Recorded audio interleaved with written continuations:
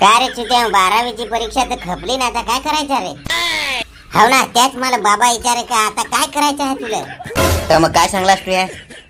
मी सांगला काही बाबा, आता 12वीची परीक्षा झाली तर मग आता बायको करून दे असा. तर मग काय बाबांनी सांगला इकडे येत आणि मी गेलो आणि टाकली अशी माझे कमरेची लात ना, तर डायरेक्ट गोठे.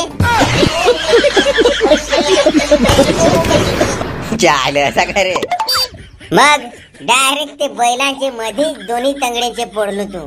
बरा नाही ते बैलांनी पाय दिला. अरे चिवत्या, तर मग तुला असा कोणी सांगायला लावेल काय बायको करून दे असा? अरे तर त्या आयटम पटवेल आहे, त्या सांगायचं मागणा घेऊन ये, नाही तर मी दुसरेला जाण रहन. असा काय?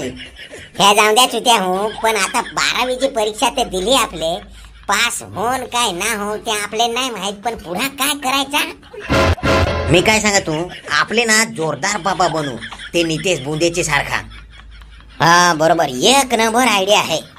अरे पण बाबा बनला त्याच्यात फायदा काय? अरे चुत्या, आपले लोकांना फसवायची कामा करायची. असा काय? हा, आजकालची लोक पैसे पाडायला हिंडते फार. तर मग आपले पैसे पाडायला आलं ना, काय पैसे समोर ठेवायला लावायचं आणि डोळं बंद करा, डबल होतील. त्यांनी डोळं बंद केलं ना, काय लगेच उचलायचं आणि घेऊन पळायचं. अरे शांता यार, जरा रिस्की काम आहे मला वाटत. त्याच्यापेक्षा कासवा पैसे पाडलं ना त्या जमत. बरोबर, ह्या पण भारी आहे. दुसरा हा, अरे आजकालचे पोशानं पोरघ्या नाही भेटते, मग ते जर आलं ना आपल्याकडं तर आपले तेनाला फसवायचा. काय तुझे नशिबात एक आहे, ती इकडे आहे, जा ती गोरी आहे, असा तसा तिला फसवायचा.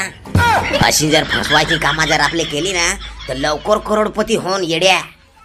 हा बरोबर. आणि जर कोणाच्या पोटात दुखत राहिला आणि तो जर आला ना आपल्याकडे, तर तिला बकराच्या लेंड्या द्यायच्या खायला.